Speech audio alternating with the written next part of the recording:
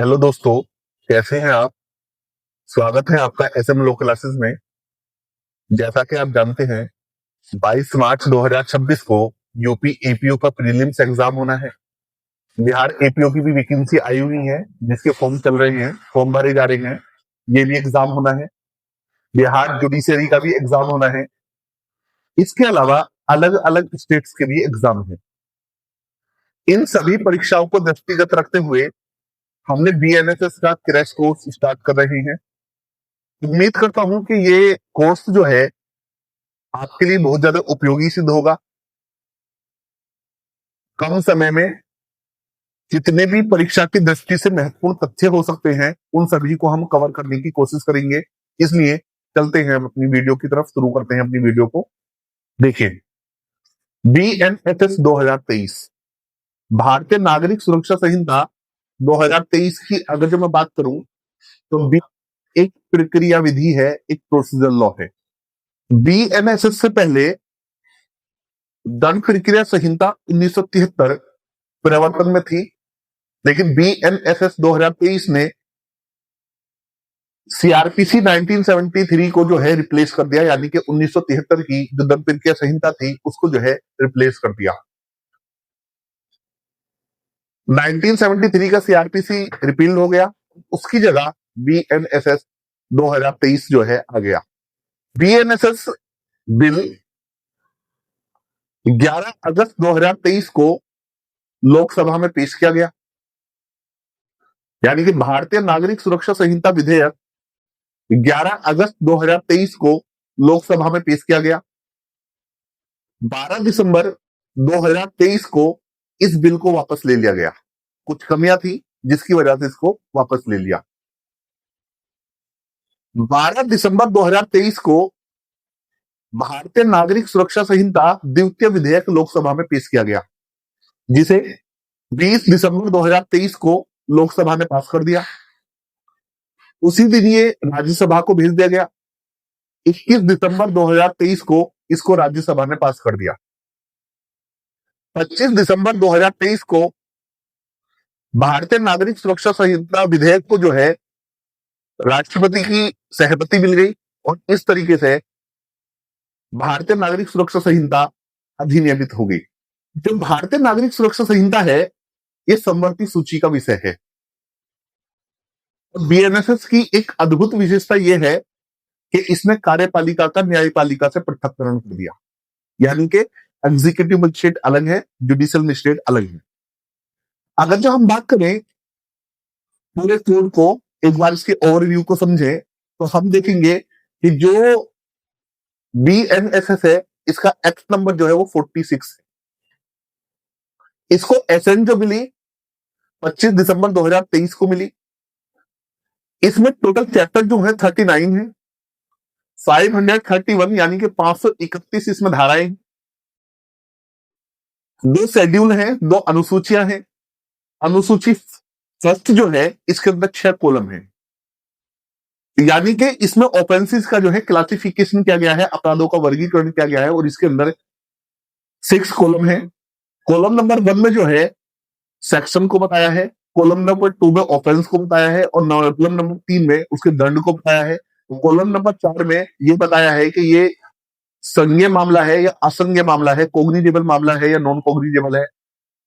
Column number 5 में ये बताया है कि बेलेबल है या नॉन बेलेबल है। कॉलम नंबर 6 में ये बताया है कि इसको कौन सा कोर्ट इसका ट्रायल करेगा, कौन सा न्यायालय इसका जो है विचारण करेगा। याद रखना, जो फर्स्ट शेड्यूल है, फर्स्ट शेड्यूल में जो सेक्शंस दिए हैं इसके पार्ट 1 में, ये बीएनएस के सेक्शन है, ये बीएनएस के ऑफेंसेस का क्लासिफिकेशन है। अब सपोज करो बीएनएस के अलावा अगर जो कोई और भी पीनल लॉ है, दंडिक विधि है, और वो उस लॉ में जो प्रोविजन है उसके अकॉर्डिंग कौन ट्रायल करेगा, ऑफेंस जो है कोग्निजेबल होगा, नॉन कोग्निजेबल होगा, बेलेबल होगा, नॉन बेलेबल होगा, इसका पता हम कैसे करें। तो याद रखना, इसके लिए सबसे पहले हम ये देखेंगे कि क्या उसी कानून के अंदर इस तरह का कोई प्रोविजन है। अगर जो उसी कानून में इस तरह का कोई प्रोविजन है तो फिर उस कानून की अकॉर्डिंग जो है उसका ट्रायल होगा, उसकी बात मान ली जाएगी। और अगर जो सपोज करो वो कानून जो है साइलेंट है, उसमें ऐसा कोई प्रोविजन नहीं है, तो फिर फर्स्ट शेड्यूल का जो सेकंड पार्ट है वो एप्लीकेबल होगा। जैसे सपोज करो पोक्सो एक्ट की अगर मैं बात करूं पोक्सो एक्ट में अगर जो किसी पर्सन ने जो है कोई ऑफेंस करा और उस पर पनिशमेंट जो है 7 साल है। पोक्सो एक्ट ने ये तो बताया कि पनिशमेंट जो है 7 ईयर से 7 साल का, लेकिन पोक्सो एक्ट में कहीं ये नहीं बताया, मैं एग्जांपल बता रहा हूँ ये कि ये कोग्निजेबल है या नॉन कोग्निजेबल है, बेलेबल है या नॉन बेलेबल है, तो हम कैसे पता चले? तो ऐसे में जो बीएनएसएस का जो फर्स्ट शेड्यूल का जो सेकंड पार्ट है वो जो है यहाँ पर एप्लीकेबल जो है होगा। हम चलते हैं बीएनएसएस के चैप्टर 1 की तरफ। जो इसका चैप्टर 1 है वो प्रीलिमिनरी है, वो प्रारंभिक है, जिसका विस्तार जो है धारा 1 से लेकर धारा 5 तक है। धारा 1 जो है वो संक्षिप्त नाम, विस्तार और प्रारंभ बताती है। जब हम बात करते हैं संक्षिप्त नाम की, इसी से पहले याद रखना चैप्टर से पहले कि जो प्रियम्बल है, यानी कि जो बीएनएसएस की उद्देशिका है, वो समेकनकारी है और संशोधनकारी है, यानी कि परिभाषणकारी नहीं है। इसके प्रियम्बल में अमेंडमेंट का यूज जो नहीं हुआ। अब हम चलते हैं इसके चैप्टर 1 की तरफ। जो चैप्टर 1 है वो प्रीलिमिनरी है, प्रारंभिक है, जिसका विस्तार धारा 1 से लेकर धारा 5 तक है। जब हम बात करेंगे धारा 1 की, तो धारा 1 संक्षिप्त नाम, विस्तार और प्रारंभ के बारे में बताती है। तो इसमें बताया कि इसका संक्षिप्त नाम जो है वो भारतीय नागरिक सुरक्षा संहिता 2023 है। अगर जब हम इसकी बात करें विस्तार की, तो भारतीय नागरिक सुरक्षा संहिता का विस्तार सामान्यतः संपूर्ण भारत पर है, लेकिन स्टेट ऑफ नागालैंड और जनजाति क्षेत्रों पर जो बीएनएसएस के सिर्फ 3 चैप्टर लागू होंगे, चैप्टर 9, चैप्टर 11 और चैप्टर 12। इसके अलावा और पूरा बीएनएसएस वहां लागू नहीं होगा वहां पे। यानी कि फिर एक बार बता रहा हूं, ये एग्जाम में बार बार आने वाला क्वेश्चन है कि state of Nagaland tribal areas यानी कि जनजाति क्षेत्र और नागालैंड राज्य पर सिर्फ भारतीय नागरिक सुरक्षा संहिता का अध्याय 9, अध्याय 11 और अध्याय 12 लागू होता है। पूरा बीएनएसएस वहां पर लागू नहीं होता। लेकिन अगर जो स्टेट ऑफ नागालैंड के ट्राइबल एरियाज की गवर्नमेंट चाहे तो वो नोटिफिकेशन लाके पूरे बीएनएसएस को जो है कहां कर सकती है, अपने स्टेट में जो है वो लागू जो है कर सकती है। इसी के साथ बात करें इसके प्रारंभ की, तो ये 1 जुलाई 2024 से जो है ये लागू हुआ। अब हम बात करते हैं धारा 2 की। तो जब हम धारा 2 की बात करेंगे, तो धारा 2 के अंदर जो है परिभाषाएं दी गई हैं। उन परिभाषाओं की बात करेंगे तो धारा कैसे लेकर धारा मेथड, यानी सॉरी, जब हम परिभाषाओं की बात करेंगे तो धारा कैसे लेकर ये तक, यानी कि ए से लेकर जेड तक डेफिनेशन दी है। जब आप सेक्शन 2 को देखोगे तो सेक्शन 2 में 2 क्लोजेज है, क्लोज 1 और क्लोज 2। क्लोज 1 में जो है ए से लेकर जेड तक डेफिनेशन दी है, और क्लोज 2 में जो है वो रेफरेंस बताया, इसको मैं डिस्कस। अगर जो हम बात करें ए की, सेक्शन 2 के सबसेक्शन 1 के ए, जहां पर डेफिनेशन दी है audio video electronic means, audio video electronic means, यानी कि इसमें कहा श्रव्य दृश्य इलेक्ट्रॉनिक साधन। तो श्रव्य दृश्य इलेक्ट्रॉनिक साधन की जब हम बात करेंगे तो इसमें सीधी सी बात कह दिया कि ऐसी कोई भी कम्युनिकेशन डिवाइस, ऐसी कोई भी कम्युनिकेशन डिवाइस जिसका यूज वीडियो कॉन्फ्रेंसिंग के लिए हो सकता है या रिकॉर्डिंग ऑफ प्रोसेस के लिए हो सकता है, वो ऑडियो वीडियो इलेक्ट्रॉनिक मीन्स के अंतर्गत आएगा। सीआरपीसी में ये डेफिनेशन नहीं थी, ये नया आया है, ये इंपॉर्टेंट है, इसको याद रखना। ए में जो है ऑडियो वीडियो इलेक्ट्रॉनिक मीन्स की बात बताई गई है। और जब हम बात करेंगे बी की, तो बी में बताया है बेल, जमानत। जमानत है क्या? जमानत के लिए सीधी सी बात यह है कि न्यायालय या किसी अधिकारी के द्वारा किसी अभियुक्त या संदिग्ध अपराध के संदिग्ध व्यक्ति को, जो इसका 2(1) का ई जो है, इसमें जो है बॉन्ड को बताया, पत्र को बताया और कहा कि प्रतिभूति के बिना छोड़े जाने के लिए कोई व्यक्ति पत्र।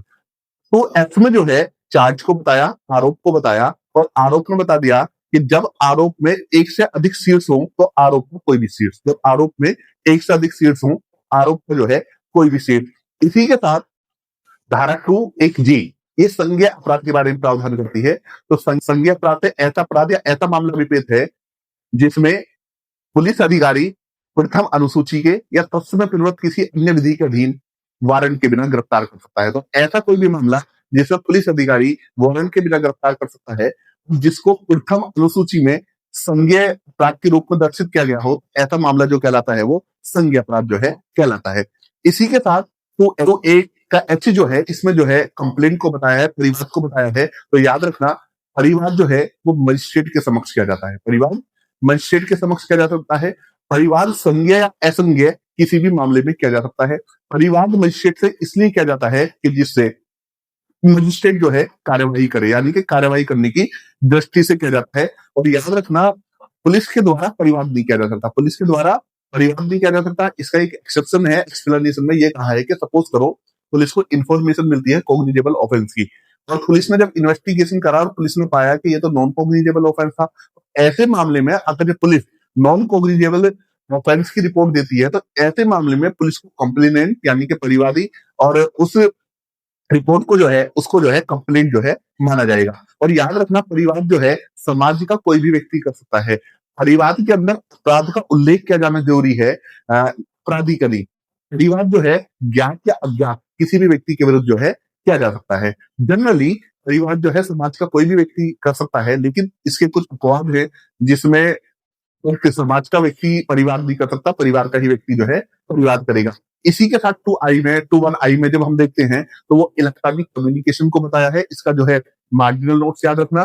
तो 1J में जो है इसमें हाई कोर्ट को बताया है। 2K में जो है 21K में जो है इसमें इंक्वायरी को बताया है, जांच को बताया है। तो सीधी सी बात याद रखना कि जांच के लिए विचारण से भिन्न ऐसी प्रत्येक जांच जो इस संहिता के अधीन मजिस्ट्रेट या न्यायालय के द्वारा की जाती है। तो जांच हमेशा जो है मजिस्ट्रेट के द्वारा या न्यायालय के द्वारा जो है की जाएगी। अब जो इंक्वायरी है ये एक अपने आप में जो है जुडिशियल प्रोसीडिंग्स है, और इंक्वायरी जो है ट्रायल से पहले, विचारण से पहले इन्वेस्टिगेशन के बात की जाती है। और याद रखना, ये बार बार आया है, क्वेश्चन आता है कि क्या इंक्वायरी में ओथ दिलाई जा सकती है? बिल्कुल दिलाई जा सकती है। इंक्वायरी जुडिशियल प्रोसीडिंग्स है, न्यायिक कार्रवाई है, तो उसमें जो है शपथ जो है दिलाई जा सकती है। जो जांच है, जांच का उद्देश्य किसी तथ्य की वास्तविकता का पता लगाना है कि ये तथ्य सही है भी या ये तथ्य वास्तविक नहीं है। इसी के साथ 21L में जो है इसमें इन्वेस्टिगेशन को बताया है, अन्वेषण को बताया है। तो याद रखना, इन्वेस्टिगेशन जो किया जाएगा पुलिस के द्वारा किया जाएगा या मजिस्ट्रेट के द्वारा ऑथोराइज किसी व्यक्ति के द्वारा किया जाता है। मजिस्ट्रेट के द्वारा प्राधिकृत किसी व्यक्ति के द्वारा किया जाता है। इसलिए किया जाता है, साक्ष्य एकत्र करने के लिए किया जाता है। तो याद रखना, साक्ष्य एकत्र करने के लिए पुलिस या मजिस्ट्रेट के द्वारा प्राधिकृत व्यक्ति के द्वारा की गई कार्रवाई जो है अन्वेषण कहलाती है। और इन्वेस्टिगेशन जो है ये जुडिशियल प्रोसीडिंग्स नहीं है ये। और एक चीज और याद रखना, बार बार क्वेश्चन पूछेगा कि क्या मजिस्ट्रेट इन्वेस्टिगेशन कर सकता है? मजिस्ट्रेट किसी कीमत पर जो है इन्वेस्टिगेशन जो है नहीं कर सकता। इसी के बाद 21M में जो हम देखेंगे तो वहां जुडिशियल प्रोसीडिंग्स को बता दिया, कह दिया कि जुडिशियल प्रोसीडिंग्स न्यायिक कार्रवाई के अंतर्गत ऐसी कार्रवाई आती है जिसके अनुक्रम में साक्ष्य जो है वैध रूप से शपथ पर जो है लिया जा सकता है, यानी कि ऐसी प्रोसीडिंग जिसमें जो है ओथ दिलाई जा सकती है। जब हम 21N की बात करेंगे तो वो लोकल ज्यूरिडिक्शन की बात बताता है। 2O में जो है नॉन कॉग्निजेबल ऑफेंस यानी कि असंज्ञेय अपराध की बात करता है। तो याद रखना, नॉन कॉग्निजेबल यानी कि असंज्ञेय अपराध वो अपराध है जिसमें पुलिस वारंट के बिना या मजिस्ट्रेट के आदेश के बिना जो है गिरफ्तार नहीं कर सकती। तो 1 का P जो है इसमें नोटिफिकेशन को बताया है, अधिसूचना को बताया है। तो Q में जो है वो ऑफेंस के बारे में बताया है। ये मार्जिनल नोट्स जो है याद रखने हैं। तो R जो है वो police officer incharge of police station यानी कि पुलिस थाने के भारसाधक अधिकारी के बारे में बात करता है।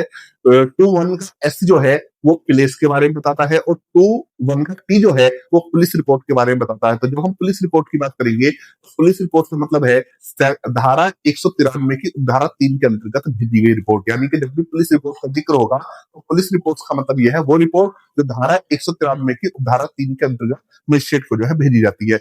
और 2U में जो है पुलिस स्टेशन को बताया है, पुलिस थाने को बताया है। और 2V में जो है पब्लिक प्रोसिक्यूटर को बताया। तो पब्लिक प्रोसिक्यूटर का मतलब वो है जो सेक्शन 18 में, यानी कि पब्लिक प्रोसिक्यूटर के अंदर कौन आएगा?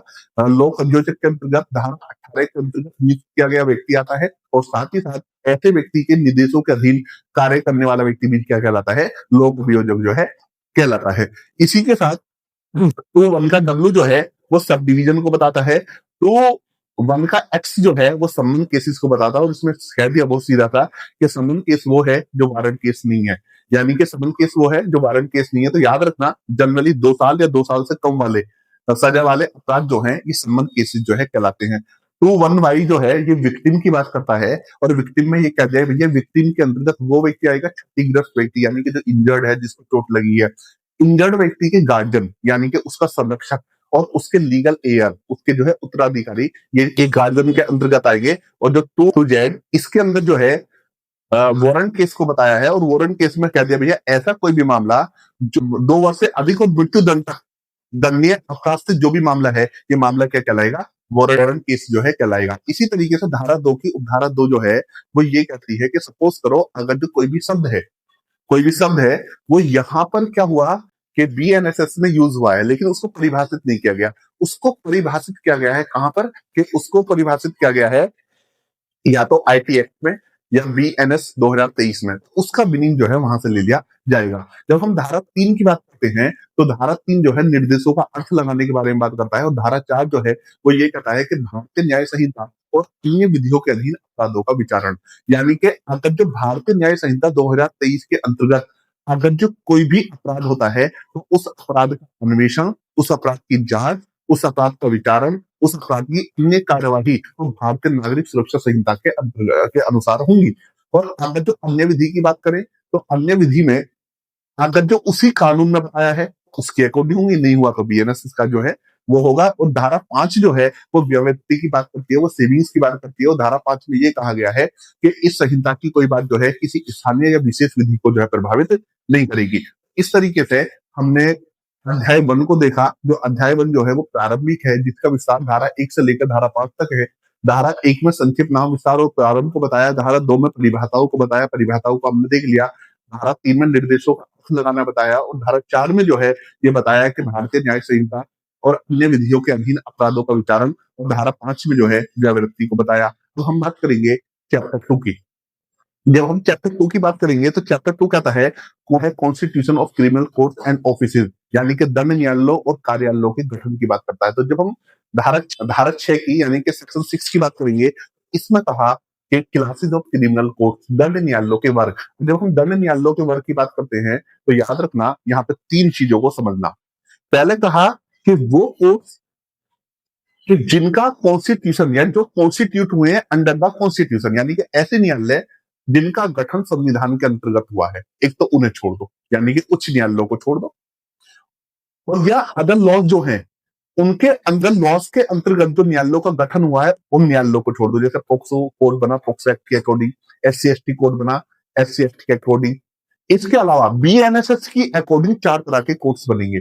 सेशन कोर्ट यानी कि सेशन न्यायालय, judicial magistrate first class court यानी कि मजिस्ट्रेट प्रथम वर्ग या प्रथम वर्ग न्यायिक मजिस्ट्रेट का न्यायालय, द्वितीय वर्ग न्यायिक मजिस्ट्रेट का न्यायालय और कार्यपालक मजिस्ट्रेट के न्यायालय। तो इस तरीके से 4 तरह के न्यायालय बीएनएसएस के अकॉर्डिंग बनेंगे। कौन कौन सा? सेशन न्यायालय, प्रथम वर्ग न्यायिक मजिस्ट्रेट का न्यायालय, द्वितीय वर्ग न्यायिक मजिस्ट्रेट का न्यायालय और कार्यपालक मजिस्ट्रेट का न्यायालय, है ना, कार्यपालक मजिस्ट्रेट। इस तरीके से 4 तरह के जो है यहाँ पर न्यायालय होंगे। सेक्शन 7 जो है वो पॉलिसी खंड के बारे में बताया है। धारा 8 वेरी वेरी इंपॉर्टेंट है। यहाँ पर धारा 8 की जब बात करोगे तो धारा 8 में सेशन न्यायालय की बात की, तो याद रखना सेशन न्यायालय जो है उसकी जो स्थापना करेगी वो राज्य सरकार करेगी, यानी कि सेशन न्यायालय को जो बनाएगी, सत्र न्यायालय को जो स्थापित करेगी वो स्टेट गवर्नमेंट करेगी।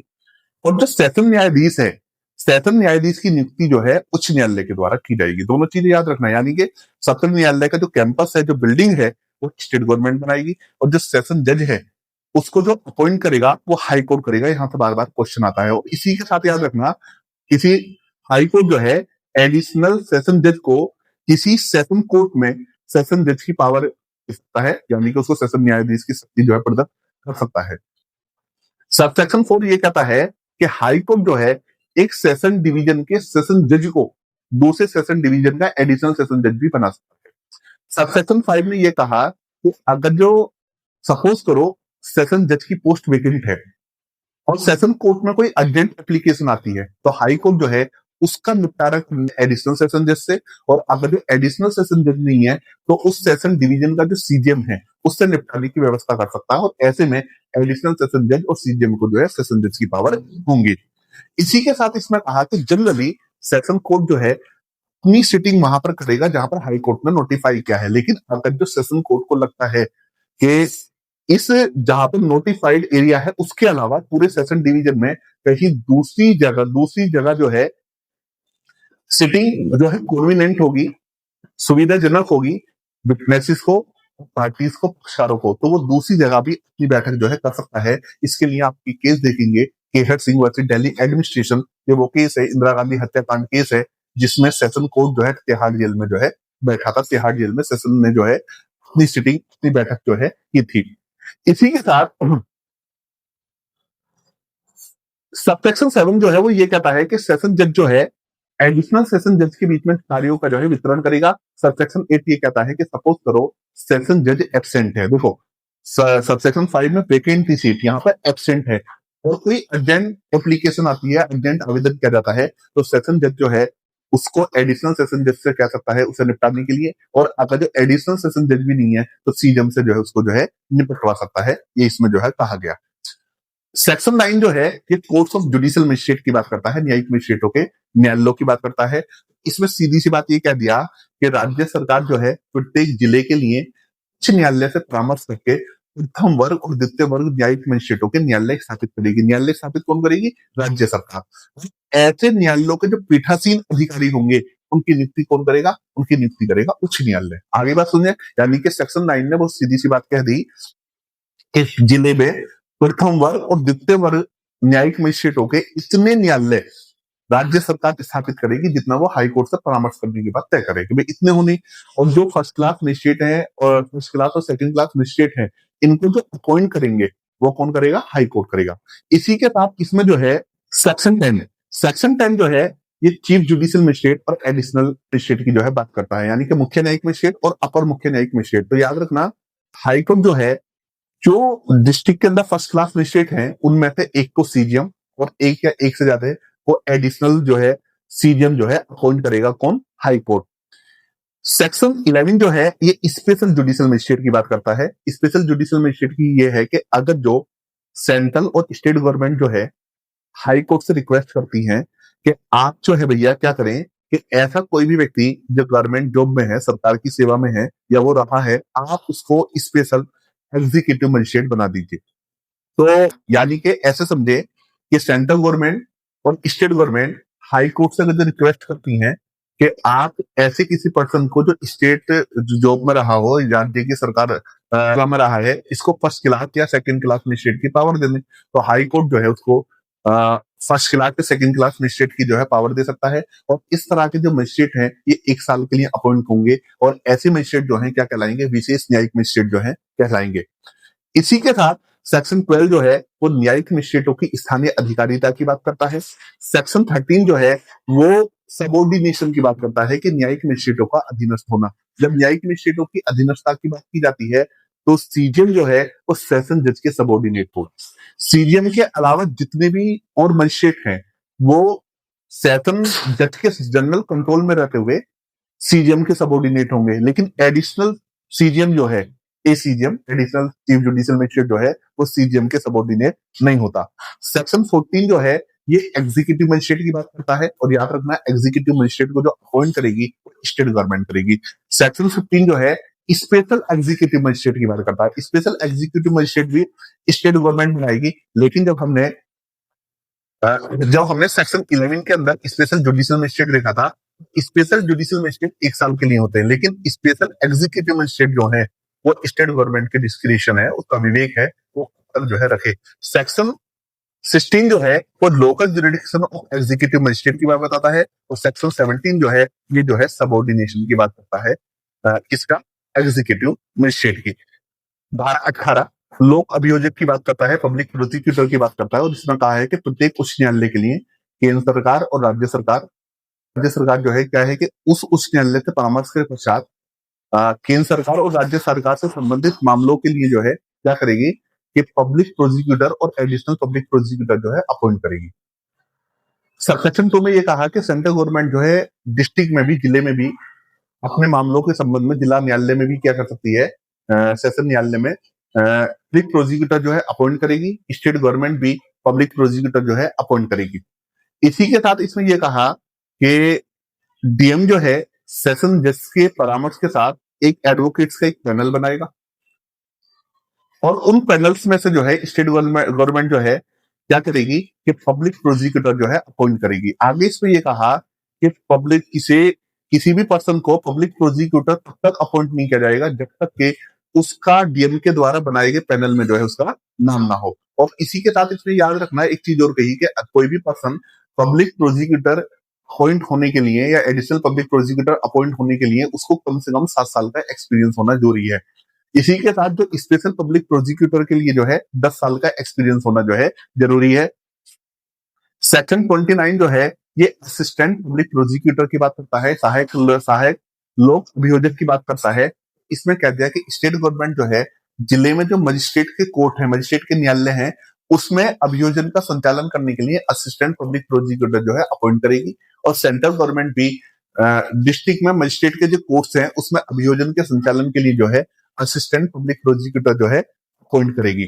इसी के साथ इसमें ये वाली बात कही कि सपोज करो अगर जो सेक्शन 1 और सबसेक्शन 2 में ना ही तो स्टेट गवर्नमेंट ने ना ही सेंट्रल गवर्नमेंट ने कोई public assistant public prosecutor appoint नहीं किया है, और किसी मामले में असिस्टेंट पब्लिक प्रोसिक्यूटर चाहिए, तो डीएम को यह पावर है कि डीएम पहले गवर्नमेंट को, राज्य सरकार को 14 दिन की सूचना देगा, और 14 दिन की सूचना देने के बाद किसी भी व्यक्ति को असिस्टेंट पब्लिक प्रोसिक्यूटर जो है वो अपॉइंट कर सकता है। यहीं पर एक सवाल बनता है कि क्या किसी पुलिस अधिकारी को असिस्टेंट पब्लिक प्रोसिक्यूटर अपॉइंट किया जा सकता है, तो आंसर है यस। लेकिन इसके ऊपर दो कंडीशन है कि अगर जो मान लो जो पुलिस ऑफिसर है वही पब्लिक प्रोसिक्यूटर अपॉइंट किया जा सकता है जो कम से कम इस सेक्टर की रैंक का होना चाहिए। और दूसरी चीज ये है कि जिस मामले में उसको असिस्टेंट पब्लिक प्रोसिक्यूटर बनाया जा रहा है उस मामले में उसने जो है इन्वेस्टिगेशन ना किया हो, तो उसको भी जो है पब्लिक असिस्टेंट पब्लिक प्रोसिक्यूटर जो है पॉइंट जो है किया जा सकता है। सेक्शन 20 जो है ये अभियोजन निदेशालय की बात करता है, डायरेक्टरेट ऑफ प्रोसिक्यूशन की बात करता है। तो याद रखना अभियोजन निदेशालय जो होगा राज्य स्तर पर और जिला स्तर पर होगा। तो राज्य सरकार जो है राज्य में एक अभियोजन निदेशालय स्थापित करेगी, और इसका जो है एक अभियोजन निदेशक होगा और एक से ज्यादा जो है अभियोजन उप निदेशक होंगे। इसी तरीके से इनमें भी जो है जिला अभियोजन निदेशालय में जो है अभियोजन उप निदेशक, अभियोजन सहायक निदेशक जो है होंगे। अभियोजक या अभियोजक निदेशक या अभियोजन उप निदेशक वही व्यक्ति नियुक्त किया जा सकता है जिसको कम से कम 15 साल का एक्सपीरियंस हो, या वो सेशन जज रहा हो या सेशन जज हो। इसी तरीके से अगर जो अभियोजन सहायक निदेशक है तो वही व्यक्ति अभियोजन सहायक निदेशक बनने का पात्र होगा जिसको 7 साल का एक्सपीरियंस हो, या first class judicial magistrate first class रहा हो, या जुडिशियल मजिस्ट्रेट फर्स्ट क्लास हो। जो अभियोजन निदेशालय है इसका जो प्रधान है इसका वो अभियोजन निदेशक होगा, और ये जो है राज्य में गृह विभाग के प्रशासनिक नियंत्रण के अधीन होगा। बार बार क्वेश्चन पूछा जाता है कि अभियोजन निदेशक जो है किसके अधीन होगा, राज्य में गृह विभाग के प्रशासनिक नियंत्रण के अधीन होगा। और इसी के साथ याद रखना कि अभियोजन उप निदेशक जो है अभियोजन निदेशक के अधीनस्थ होगा, और अभियोजन सहायक निदेशक जो है ये अभियोजन उप निदेशक के जो है अधीनस्थ होगा। जो अभियोजन निदेशक है ये ऐसे मामलों को मॉनिटरिंग करेगा जो 10 साल से ऊपर और कैपिटल पनिशमेंट तक है। अभियोजन उप निदेशक जो है ये उन मामलों को मॉनिटरिंग करेगा जो 7 साल से ऊपर है और 10 साल तक के है, और जो सहायक अभियोजन निदेशक है ये 7 साल तक वाले मामलों को जो है मॉनिटरिंग करेगा। तो जनरली यही से क्वेश्चन आते हैं, ये वन लाइनर है, आप इसको सुने। उम्मीद करता हूं ये वीडियो आपके लिए जो है बेनिफिशियरी होगी, आपको जो है इससे लाभ होगा। तब तक के लिए जय हिंद जय भारत।